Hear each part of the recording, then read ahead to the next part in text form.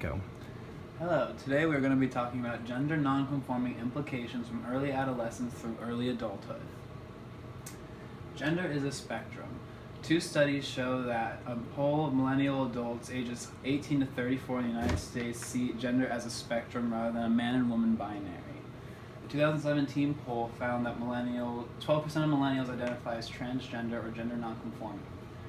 Gender nonconforming refers to people who do not follow other people's ideas or stereotypes about how they should look or act based on female or male sex they were assigned at birth. Gender is the complex interrelationship between three dimensions of body, identity, and social. Gendering of our body affects how we feel about ourselves and how others perceive and interact with us. Our gendered identity is our internal experience and the naming of our gender, which can correspond with or differ from the sex we were assigned to at birth.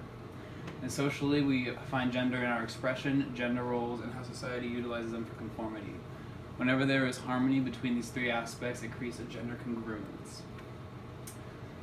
So in early adolescence, the developmental tasks I'm going to be focusing on are emotional development and membership in peer group.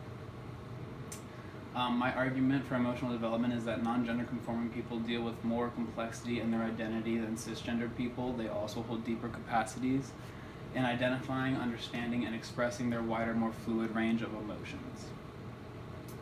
My argument for membership in peer group is that non-gender conforming people are either restricted or have more vast range of clique sets than most, depending on the cliques they are exposed to. Depending on if they find their clique and they mesh well, this resolves the psychosocial crisis of group identity versus alienation. A UCLA study found that 27% of people ages 12 to 17 reported that they are viewed by others as non-gender conforming at school. The data show that more than 1 in 4 California youth express their gender in ways that go against the dominant stereotypes. The heightened psychological stress that we see among gender nonconforming youth indicates that we must continue to educate parents, schools, and communities on the mental health needs these young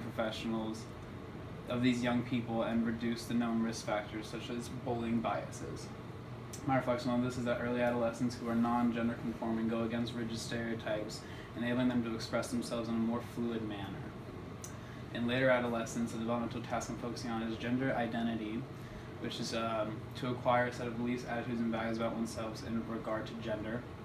Non-gender conforming adolescents' beliefs, attitudes, and values are likely to be more fluid because gender does not determine these aspects of their lives. This creates a vibrant individual identity for them due to more vast range of role experimentation.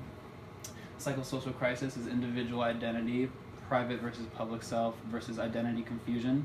And the central process is role experimentation to establish values, beliefs, and life philosophies in the pursuit of well-being. A survey took 230 females and 245 male high school seniors and found that adolescent gender nonconformity is negatively related to psychological well-being. He also found that neither sexual orientation nor biological sex is a significant predictor of well-being. Implications up until emerging adulthood is that the developmental tasks of this is they establish a lifestyle, they get married, create families, establish a career. The psychosocial crisis is intimacy versus isolation. In many of the research I found about non-gender conforming adolescents transitioning into adulthood, where the negative depended on how negative and intense the bullying was for the individual growing up and not determined by the alternative lifestyle. School victimization, for other reasons, did not mediate the pathway between gender nonconformity and depression or between gender nonconformity and life satisfaction. These results further strengthen the conclusion that is the LGBT school victimization that accounts for compromised long-term psychosocial adjustment. This is according to a study about school victimization and young psychosocial adjustment in adulthood. Here are my references. Thank you.